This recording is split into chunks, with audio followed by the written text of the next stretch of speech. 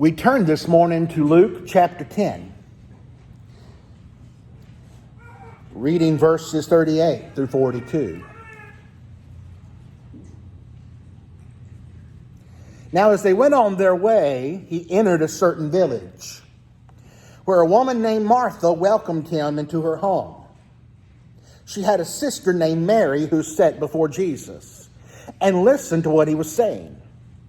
But Martha was distracted by her many tasks, so she came and asked, "Lord, do you not care that my sister has left me to do all the work by myself? Tell her to help me." But Jesus answered her, "Martha, Martha, you're worried and you're distracted by many things. There is only one thing needed. Mary has chosen the better part, and it will not be taken from her." This is the word of God for us, the people of God. Thanks be to God. Well, it was a few days before Christmas, and two men in Florida decided to go sailing while their wives went Christmas shopping. While the men were out sailing, a terrible storm arose. They had a horrible time keeping control of their boat. They maneuvered back and forth. They tried to get their boat headed back toward land, but in a moment they wound up on a sandbar. They had to get out of the boat. They pushed with all their might, trying to get the boat back into deeper water.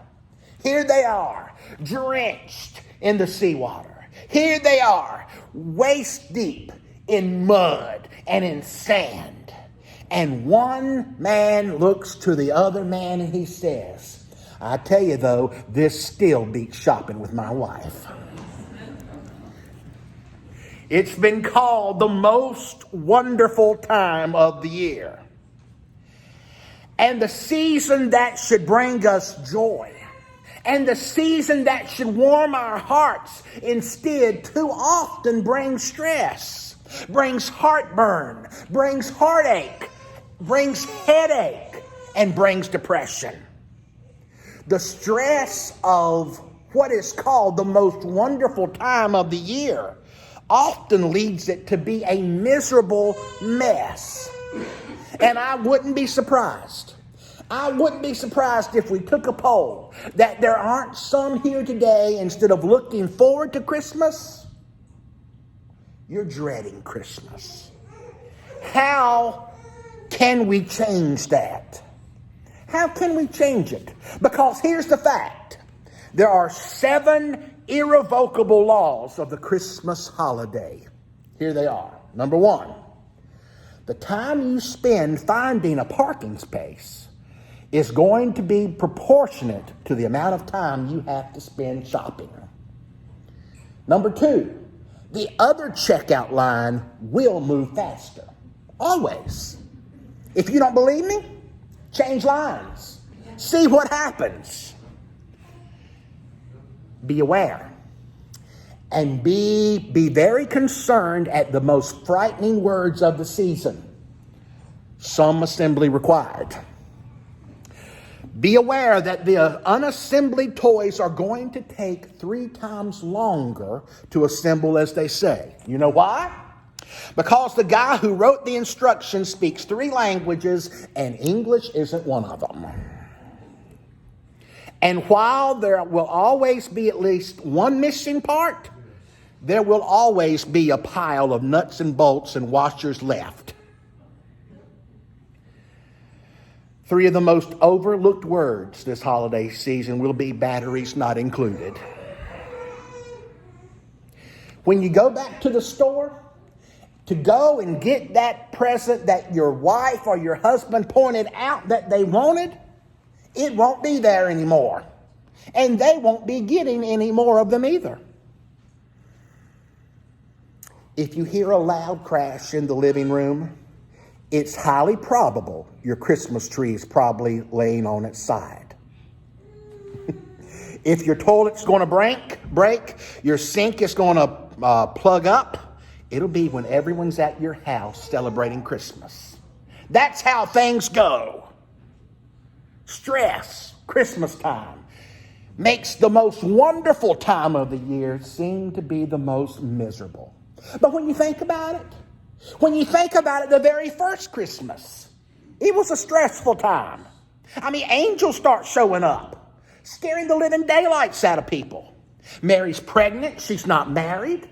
Joseph, who is getting ready to get married to Mary, decides he can't handle it. He's going to put her away quietly.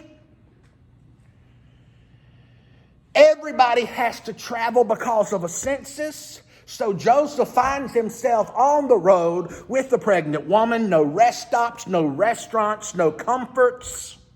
And something tells me they were in a bad mood by the time they got to Bethlehem.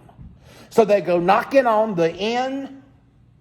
And to make matters worse, there is no vacancy. Something tells me Mary was stressed out. Something tells me Joseph was stressed out. Christmas is always dealing with stress. Is there anything we can do about it? I think our text today gives us 4 insights.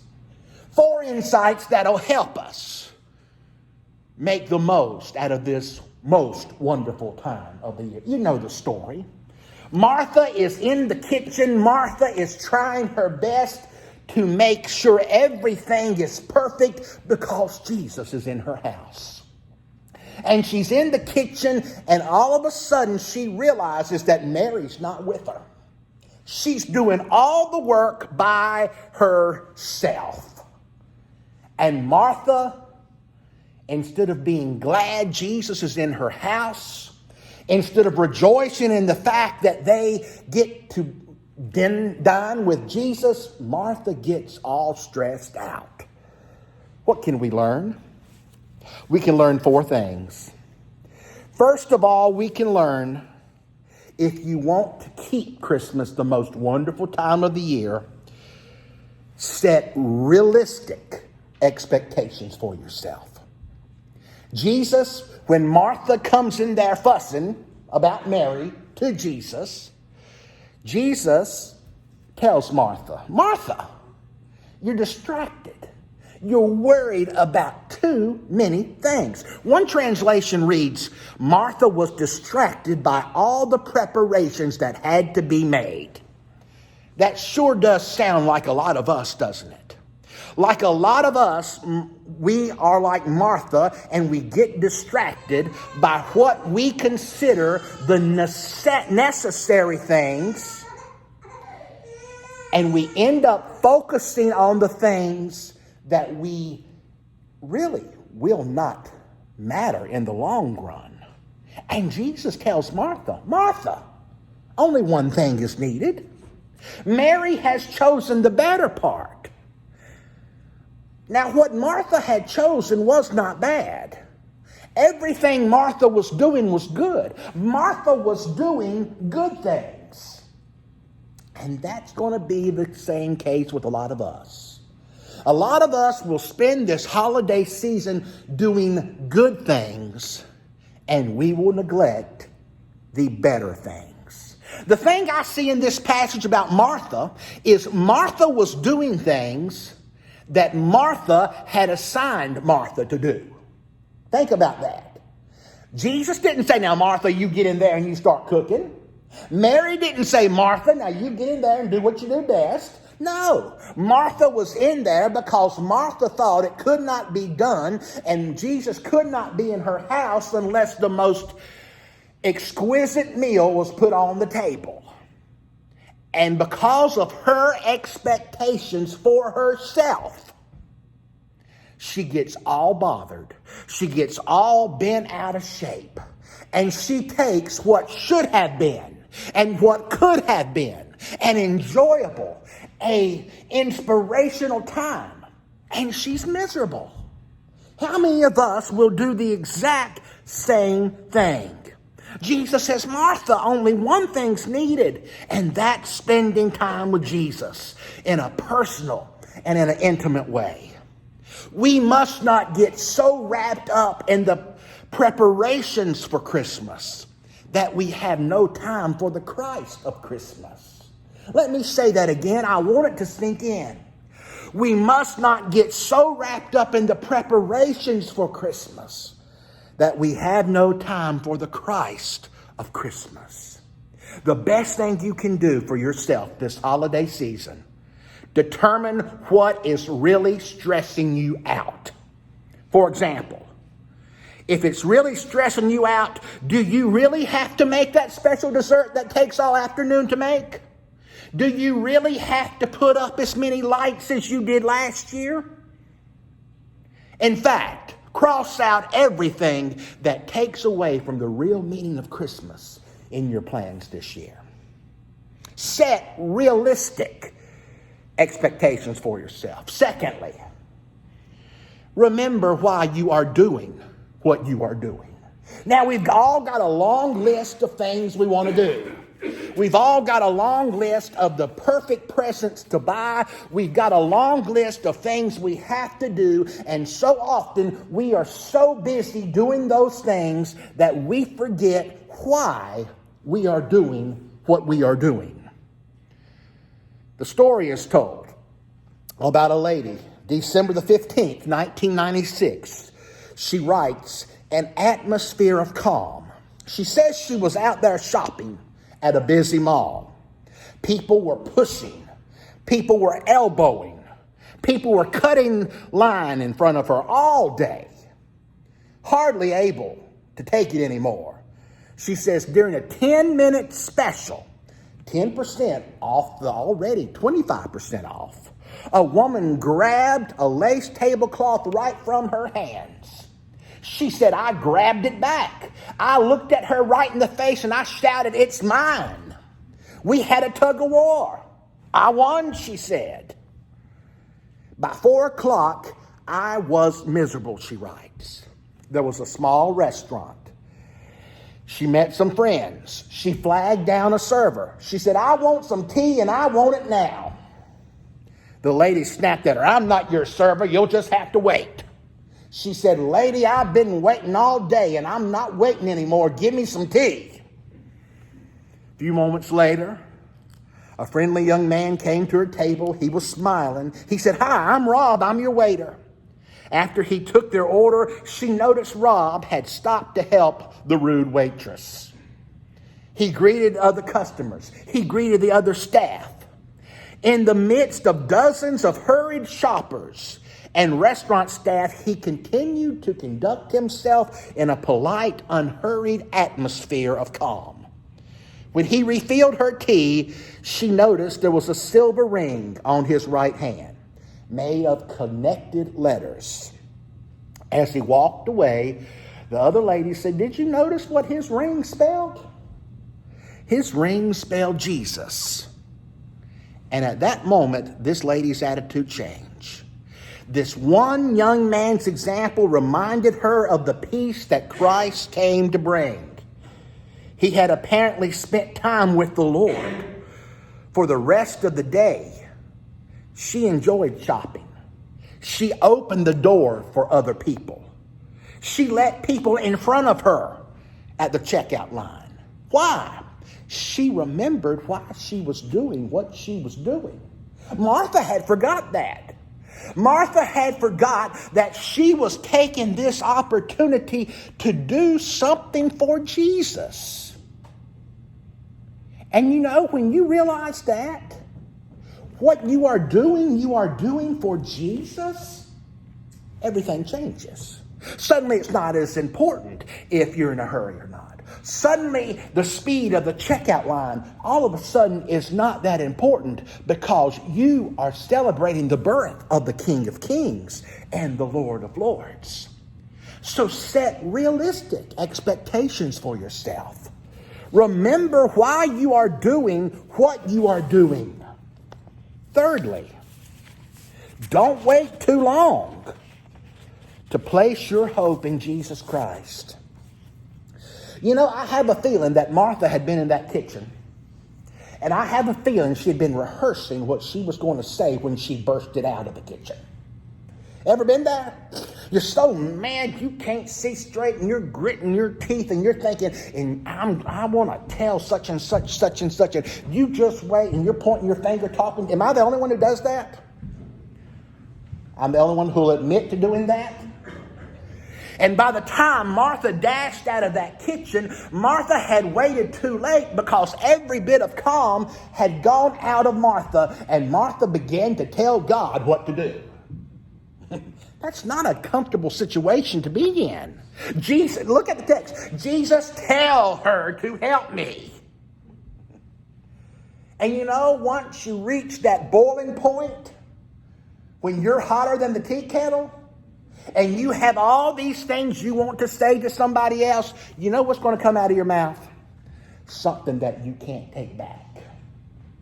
So don't wait till it's too late to get what you are doing and put your hope in Jesus Christ. Don't wait till you're at the boiling point to stop, to set realistic expectations for yourself, and to realize, hey, I'm doing this for Jesus.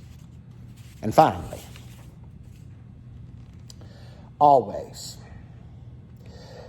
every Christmas, every day, decide to do something that will make a difference.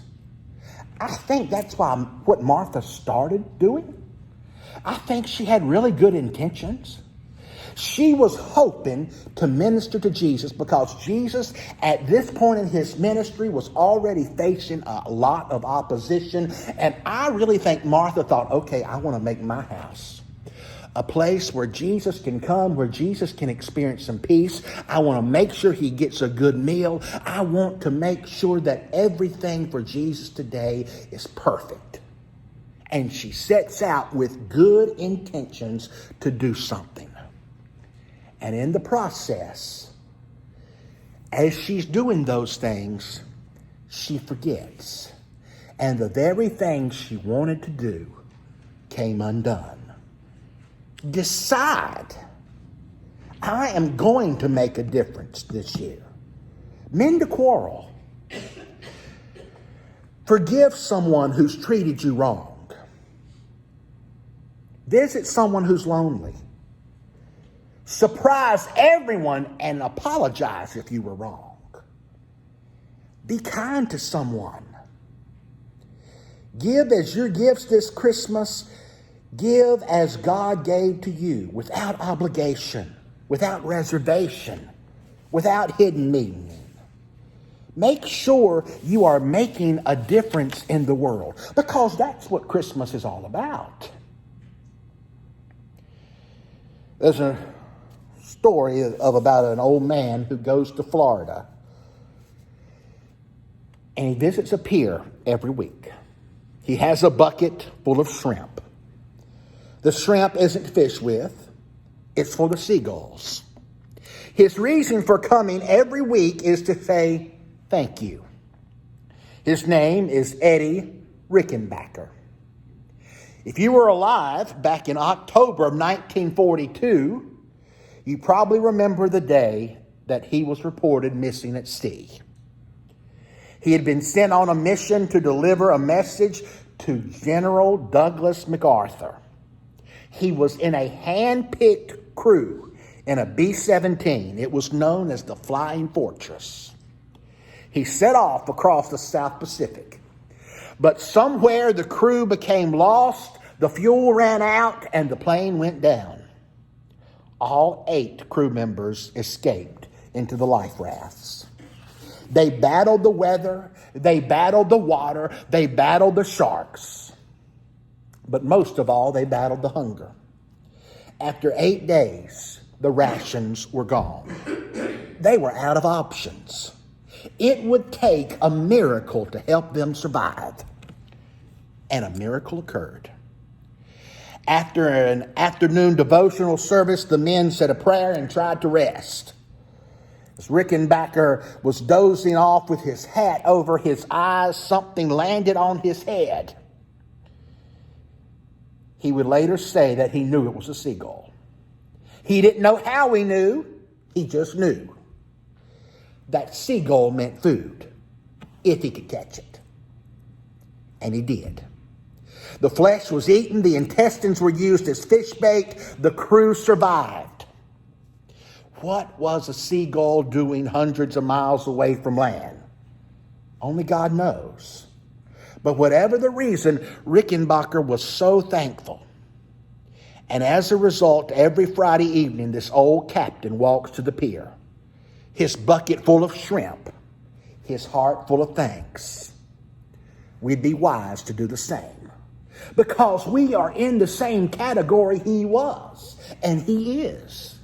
We were rescued by a sacrificial visitor. We too were rescued by one who journeyed far from only God knows where. And we, like him, must look up to the sky every day, must worship, especially this season when we remember one came for us. Don't let stress ruin that for you this year. Don't let the world, don't let the busy good things that you've got on your schedule keep you from worshiping the one who came to save you this holiday season. Decide right now. This is going to be the most wonderful time of the year for me. I'm not going to get stressed out. I'm not going to be anxious about many things. I'm going to celebrate. Decide right now. And you will have a merry, M-A-R-Y, Christmas, even living in a Martha world. Amen.